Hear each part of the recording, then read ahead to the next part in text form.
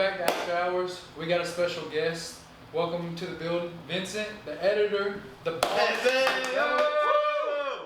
What's up? What up? Introduce yourself. Just tell everybody about you. And Living the dream. Cool, man. So yeah, those of you who don't know me, I basically run this shit. Oh yeah. They contacted me one day, said, hey, we got a dope podcast to do. We'd like for you to edit it. So I'm the guy that splices and dices and colorizes it, makes it look crispy like Krispy Kreme. So that's what I'm doing here today. Get to introduce myself. I was telling Dustin I was editing their previous one, and I got lost in my editing because I was so entertained by it. So they got a good thing going, and I'm excited for it. I'm here for it too. And it's only just starting too, like getting used to the camera and talking on camera and talking and figure out what to talk about and stuff like that. Yeah. It takes a little bit of getting used to, but doing it like this more and more often, it's just kind of feeling like normal. It's just like another thing to do, just sitting down, hanging out, chilling, talking. Yeah. It really just the main thing we want to have you on here is just to kind of explain how you got started and just how do you see yourself in the future with this? Because I know you just started your own company. I know you might want to talk about that. So really, just what got you started, and how are you here, and how do you see yourself getting to the next level? So it all started when I was really little. We had a camera at the house when I was like 8 years old. Yeah. I picked that up one day and I started filming. I was like, shoot, this is dope. So we start filming like just around the house, like the cheesy home videos everyone has. And then it just took off from there. I was addicted ever since. But just recently I quit my 9-to-5 job to do this full time. So I'm trying to, contact local companies and do full-time, video advertising for them, creating short-form content just to post on their social networks, because a lot of people around here, as y'all know, don't really use social media to their advantage, especially with how many people use it these days. It's kind of a market that they're missing out on, and I'm here to help them out. Yeah, I remember the first video I think you do is when you were still working at 412, bro. Yeah, long ass. The first time I met you, and I remember who told me. I think it might have been Joseph, the one that said, I think he does videos and stuff like that. And I was like, well, let me see his video. So I seen one video, and it was like, dude, I remember when I first seen the video, I was like, yo, this dude's dope. Like, we need a video by this guy. It was the one where it was like, I can't remember what you did. I want to find it sometime so I can show you, but it was like, it kind of went into something and then brought. Anyway, was it the coffee video where I think it was coffee, like coffee was? Yeah, I think it might have been. It was something small like that. But yeah, I seen that video. I was like, yeah, bro. I remember when Jose hit me up. He said, hey, would you be interested in doing like a barbershop video? And I was like, yeah, that'd be dope. And I went over there and got my hair cut. It was the first time I ever got my hair cut by a barber. My mom had always done it beforehand. But I remember you were there, and you were like, that was kind of when you started. So we kind of started our careers technically. Yeah, right. Almost at the same time. We kind of came up together. So that's pretty neat. Yeah, it's been cool to see that too. Yeah, we see how much you've grown, how much better you've gotten, all that. Yeah. Now you've got your own place, and I'm doing mine. Yeah, for real, man. It's crazy how much can change in how long has it been? Let's see. That was back in 3.5 years. 17, 18, 19. Shit, I ain't been cutting that long. I want to say 5 or 6 years ago. It's gotta be. Nah, time flies, bro. You surprised? I mean, yeah, but I started chopping in August of 2019. Okay. Yeah. So maybe it was 20. But you were at the shop before. I don't think you were cutting yet when I first got my cut, because it was before he was at that place. It was the place before that. I don't know if you were cutting there. Yeah, I was. Okay. But I think it was like right when he got the place. Yeah. Anyways. That's a long time ago still. Yeah.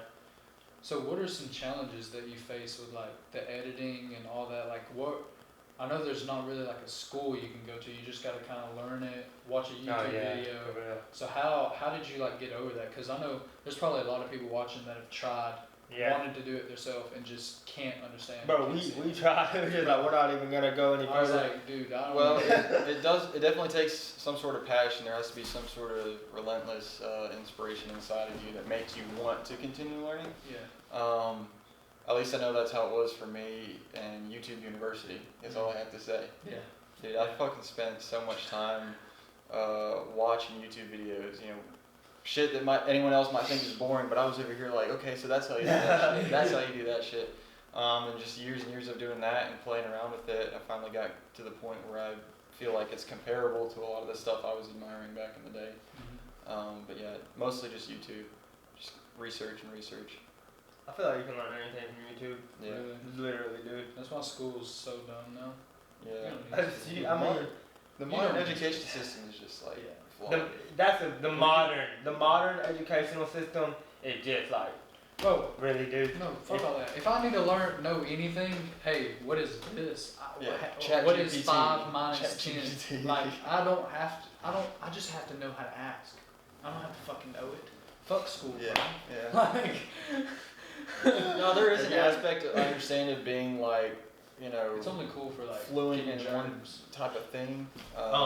Do we need to pause the cameras or anything?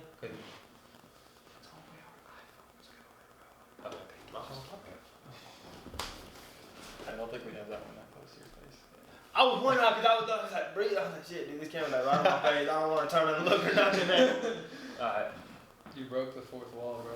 Huh? We gotta kill you. You broke the 4th wall. And we all lost our train of thought. Oh, really? So we gotta kill you now. No. Yeah. No, I didn't kill you yesterday when I should have killed you. I told you I was going to kill you, but I spared you. And I could have really easily killed you. Wait, when? Yesterday. I was literally thinking about taking my gun and just giving you a quick to the head real quick. But you couldn't have. I would have, but I spared you. But you know me. What the fuck? I know, I just went away like real I quick. would've Bam. Boom! But you would have dodged my bullet? Dodged it. You cannot dodge a bullet. Bro, I can do it. You cannot dodge a bullet. You Shot can dodge a rim, you can dodge something. You can't dodge the ball. You can't dodge a dumbass. You ever seen that? It's like, if you can dodge a rim, you can dodge the ball. Y'all never seen We've a seen true it. underdog story? Yeah, no one gives a fuck. Dodgeball, Vince Vaughn, Yeah, it's trash. Ben Stiller. It's terrible. That's one of the. What are you talking about? That's an OG movie, bro. Every mom, I know you watching it. What is it? Dodgeball? You already know. If you can dodge a rim, you can dodge a ball. Yeah, my mom's favorite movie, bro. One of my mom's favorite movies. So, with us, like being barbers, there's been times where we have like kind of not lost passion, but just lost sight of where we really wanted to go, and just kind of fell into just cutting every day and not really getting to the next level. So how did you get out of that rut, and have you even faced that rut? How are you pushing yourself now? Yeah, so obviously I do a lot of like internal thinking of like why am I thinking it this way or what's going on. Just like kind of reassessing what's going on in my own head.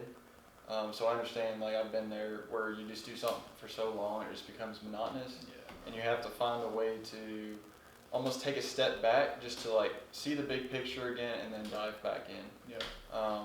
The biggest thing I would say that helps with that is like take a day or two of not doing it and just kind of do something else. And then maybe watch something or kind of revisit something that inspired you in the first place, and then just kind of rekindle that fire. Because a lot of people I see, they get burned out so quick on something, and then they just stop it completely. And obviously that's part of life. I mean, that's part of, you know, grinding is, you know, even if you do get burnt out, you just have to kind of keep going through it, and then you'll be, I mean, that fire will light up again at some point. Yeah, well, I feel like some people like they have a hard time starting, and then when they do start, they hit like some walls, and then they just leave it and forget, or they leave it and they kind of think it's too hard. They don't push themselves enough. So, what do you say to people like that have started or about to start and they're just scared, or just they're scared to take that step and go to the next level? What do you have to say to them? Because I know you just quit your job. Yeah. Like you finally took that step. One of the biggest things that made me quit mine was obviously, you know, you guys mentioned it in one of your previous ones. It's just so many people sit around and wait for something to happen, and then before you know it, it's too late. It's gone. And I kind of had the same reality hit me, and I was like, well, this is something I want to do in the future. Obviously, I love my job. I love what I was doing, car sales, and there comes a point where like, oh, I can't scale car sales up to where I'm making X amount of dollars a year. Whereas if I stop this and even start, you know, doing what I love to do in the first place, even if I'm not making enough, I can scale that up in the future. And it's not necessarily that too. Obviously, it is scary. You know, starting any kind of business or any business venture is going to be super scary to start off with, and you're going to hit those ups and downs. But that's part of it. And as soon as you realize the fact that it's going to be like that, and it's not going to be perfect, and it's not going to be like all sunshine and rainbows, then it's easier to move forward with it. Yeah, No I think risk, no return. Yeah, I think I'm gonna lose everybody with this, but like this is gonna sound crazy, but I've noticed like I started like feeling like life was a video game, and when I actually just said everyone was telling me everything bad that could happen, like when I was going to Utah, told me everything bad that could happen, like you're not gonna make any money, you don't have a job, you're just leaving, everything bad. And I just did it anyway and didn't have any plan. Found the place I was staying like 3 days before I got there. Just was going and just kept telling myself like it's gonna work out, and everything was working out. And I feel like when I did barbering, I did the same thing. I quit my job right after I bought my house. So I needed to. Everybody's like, yo, and that's the opposite of what you do. And I went and I just went straight into cutting, and it just worked out. And I feel like that's what people are scared of, is they're just scared to just go. And I really do feel like if you think, and it's so corny and sounds like a game, but if you just really think like, hey, I'm gonna make this amount this week in this many days, and you really push yourself towards that, it happens. Yeah. Like 100%. Everything I've done in my life has happened like that, and it's hard to get people to really buy into that dream. Yeah, you have to set yourself a goal, because some people, they don't. They're like, they see the big picture and they think toward the end of it. They're just thinking at the end of that finish line. And they're not looking at the step they need to take right then or the step after that. They're looking all the way past it. They're like, shoot,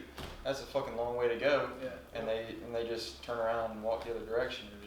That's another thing too. Like people, they are scared to just even take the first step when they can just take that first step, and they don't realize how that first step just takes you the whole way. It just keeps getting easier, and you're gonna hit bumps in the road, but that's what makes it so fun, is figuring it out. Yeah, like you're here if it was easy, everyone would do it, like they say. Yeah. And part of the fun of it is going through the ups and downs, because if you don't have those downs, then you don't have anything to learn from, and then you can't grow as a person. Yeah. You have to have the downs in order to be successful as well. I don't know like why, but I have something in my brain that every time I'm doing something and I'm not like doing it better, I just get bored of it and want to give up on that. Like, so if I'm not like here, as soon as I got back to Isaac, I was like, bro, we have to do it. And he was like, yeah, we can do it. I let it go for like 3 days a week, and I was like, no, we're doing it. And then we finally started doing it. Just making that first commitment and just go into the gym when we said we were going to, instantly made us do everything. Dude, yeah, it's crazy. Instantly. Yeah. I just feel like I wish I could show people and like put it in them that it's not all these people telling you just to go. It's not just bullshit like dumb stuff. You just have to jump in. There comes a point where you can watch so many motivational videos, but then that becomes monotonous. Yeah. You just have to fucking do it. That's why I think Isaac really finally bought into it, because I've been saying this for like a year, and I've been doing it. I've been like living it, and then now he's doing it, and he already has his own spot. Yeah. Already. He's already got 2 employees already. And how long have you been gone? Like 4 months, 3 months? Mm-hmm. Well, longer than that now, but I meant from your house. 3 months. Yeah, 3 months. Yeah, I always wanted to get my own. You got 2 employees already. Yeah, I knew cutting in the house, I was like, yeah, I need my own freaking spot. That was the goal. So, like I said, you set goals, and you'll end up, before you know it, you're like, oh shit, I'm already down to goal number 5. Dude, sometimes I feel like I'm setting huge goals, and then I look at them, they're small. That's small goals, yeah. Bro, like. But that's fine. Sometimes we think we're shooting for the stars, and you're not even reaching the top of the mountain. No. At all. No. Because, like, we think we can't be Warren Buffett, but you think he ever thought he was gonna, or whoever the richest man is now, Elon or whoever. You think Warren Buffett's far stretch. Yeah, but I'm saying, do you think that dude's got Coca-Cola? No, Elon Musk. Yeah. Like, he's one of the richest men ever. Yeah. And you think he woke up and thought he was gonna be the richest man ever? Yeah, he got picked on in school as a kid. Yeah. No one liked him. It could happen. Like, it could happen. And people always are like, oh, what if this happened? What if this? Like, what if it is you? Yeah. What if it's your turn? It can be you. Yeah. You know what I'm saying? Yeah. I'm just excited where we're going, where you're going. You're taking the steps. And I think it's going to be fun, especially with this podcast. I kind of wanted to talk about how you're going to fit in. Like, do you kind of want to explain your role to them? kind of what our thoughts were. Yeah, just make sure these guys don't get into trouble and do it in the right way, and then we're good to go from there. Yeah, I think we're gonna take over the whole podcast world. Yeah. Just take it over. People are gonna be like, where the fuck did these guys come from? Yeah. Joe Rogan's gonna call us, and we're gonna be like, listen, Joe. We're gonna be like the guy, like how everyone starts out in Ohio that's famous now. Like, oh, we're the small town in Ohio. Now that's boring because now Ohio's famous for that. We're putting Coleman on the map. Yeah. So we're literally, Joe Rogan's gonna call us. We're gonna be like, listen, Joe, I got like 2 months we can get in. Oh, it's like that. Telling Joe. Joe, hey, I can't get in with you right now. That's what I'm saying. We're setting our goals too small. Yeah. We gotta tell Joe, like, hey. Yeah, you gotta shoot for someone big. Just find someone big in Alabama so that they'd be willing to do it. Yeah, I was thinking getting, we already have, oh, you wanna talk about that? Can we talk about that already? Yeah. What was the date? November 6th? I'm hoping I'm shooting for the second week of November. Yeah, so, second week of November, we're gonna have a big entrepreneur on here from Coleman. Should we tell who it is? I kinda already gave it away a little. He could probably believe it. No, don't say it yet. Yeah, so we got a big entrepreneur coming in. He does some big things here. Yeah, some great things. Also in Auburn. Yeah. Know, he does some things in Auburn, Tennessee. It's gonna be a fun episode. Yeah, I want to dive into his brain, but I also want to get to know him. Like I don't want to just know the business side. His story. You know what I'm saying? But just that, I don't want him to think he has to be business and all that. I want to know like him. You know? Yeah. I doubt he rarely gets to come and meet with people and just relax and talk about it. Yeah. Just talk about. What if he wants to talk about sports? What if he wants to come over? Yeah. Bro, it'll be fun. Yeah. It'll help Coleman too get to his brain a little bit. Yeah, it'll help Coleman too really get to know him. Yeah. No one really knows him. We just know him. Yeah. We just know we know he puts. That's how we know. We're gonna believe that too. Oh shit! Yeah, you gotta believe that. Wait, believe what? Well, that kind of gives it away. Okay. People are like. Oh yeah. Oh okay. Yeah, okay, cool. So besides with us, I know we're wanting to keep you on for a while, but I know you're gonna blow up fast. Like I told you, just with going to Holly Pond with us tomorrow, if you just ask, like, I don't wanna, you can bleep the name because I don't want it to cause beep or anything, but like he takes pictures of all the schools, and no offense, he's ass. Like he's good, but he just doesn't care. He's just there, takes the picture. You can actually get in there and do like more up-to-date pictures where guys are like jumping, catching the football for their pictures instead of just standing there like he does for every school. That's one thing I hate is like the setup photos. I like stuff that's in action. And I'm not even, just because you're our friend and on our podcast, not even if I didn't know you, I could tell you, you could easily take every school this year. Easily take every school from him this year. It would not be hard for me. So besides this podcast, what are some of your future goals? And I know you said you were going to go to businesses and take videos for that, but besides that, what is your dream? What are you getting? Do you want to have like a studio where you have multiple photographers? Do you want to have a wedding venue? Are you wanting to do like school venues? Are you wanting to just do videos? What's your dream? I think my biggest dream is to have, obviously, like you said, a full studio. But I want to scale. I want to scale out bigger, and I think eventually maybe do actual movies. If it comes to that, do actual. Be stationed out in the South. I know there's a production crew out in Atlanta, I want to say. Amazing. But if we could branch off of that and even do some collaborating with them. Bro, if you could get on Tyler Perry's studios, that'd be big. Yeah. That'd be cool. But Atlanta's like the hot zone now. It's taken away from LA. Atlanta and Nashville popped up like crazy. Yeah. Tyler Perry. I've heard Atlanta. Tyler Perry has the biggest studio, if I'm not mistaken, in the U.S. Yeah. It's huge. Yeah, Nashville. I love Nashville, bro. Yeah, Nashville, Vegas. Vegas, baby. Woo! Bro, you could just buy like